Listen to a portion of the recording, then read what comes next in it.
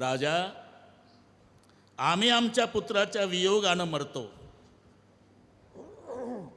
तूही तुझ्या पुत्राच्या वियोगानं मरशील. आता आमचा श्रावण पाणी पाजायला नाही, तुझं एकही पोर मरायच्या वेळेला पाणी पाजणार नाही. शाप.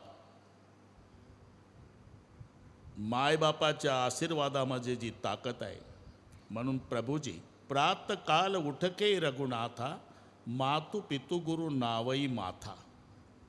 आयसु मागे करई पुर काजा, देखी चरित हर्षई मन राजा. एवढ्यात झालं काय?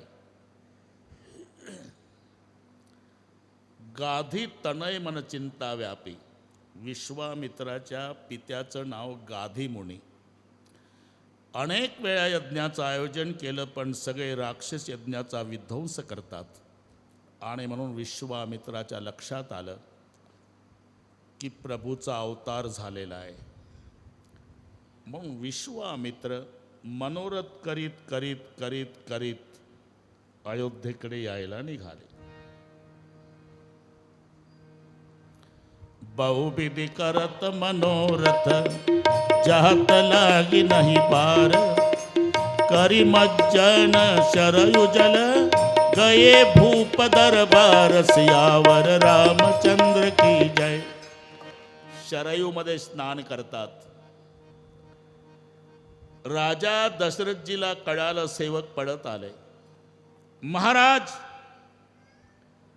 प्रतिसृष्टि निर्माता विश्वामित्र अयोध्या की ओर पधार रहे हैं. मुनि आगमन सुना जब राजा, मिलन गयो लय विप्र समाजा. करी दंडवत मुनि सन्मानी, निजयासन बैठा रे नियाणी. सन्मानाने राजमहालात नेलं. पायावर डोकं ठेवून दशरथ राजाने दर्शन घेतलं. आणि दशरथजी म्हणाले, बाबा, मैंने कुछ भी पुण्य नहीं किया, लेकिन आज जवाब मिल गया. मेरे पूर्वजों ने बहुत पुण्य किया होगा. मतलब बिगर बुलाए संत घर आए, समझ लेना पूर्वजों के पुण्य का फल है. हे सूत्र लक्षात ठेवा. न बोलावता साधू आपल्या दारात आला की समजायचं पूर्वजांची पुण्याई फळाला आली. पुण्य फळले बहुता दिवसा, भाग्य उदयाचा ठसा. झालो सन्मुख तो कैचा, संत चरण पावलो. आज फिटले माझे कोडे, बहुता जन्मेचे साकडे. कोंदाटले पुढे पर ब्रह्म सावडे. भोजनाचा कार्यक्रम झाला, विश्रांती झाली. तिसऱ्या प्रहरी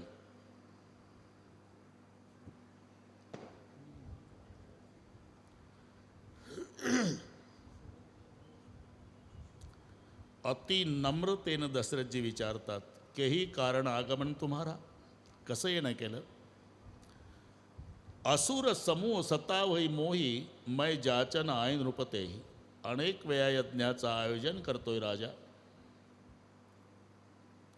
पण राक्षस माझ्या यज्ञाचा विध्वंस करतात. यज्ञाच्या रक्षणासाठी तुझा राम पाहिजे. सोच समज कर तू मंगो महाराज. चौथे पण पायव सुतचारी, उतार वयात मला लेकर झाली.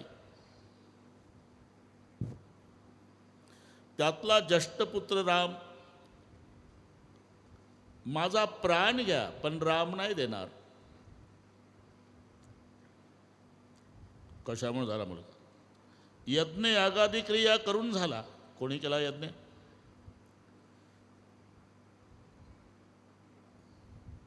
अरे यज्ञ कोणी केला? शृंग ऋषीने.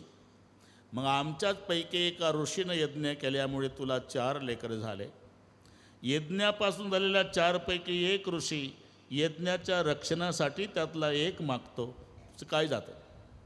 काय म्हणा बाबा, माझा राम नाही देणार. धेनू धाम भूमी धन प्राण असे शब्द वापरले. जमीन मागा, बंगला मागा, प्राण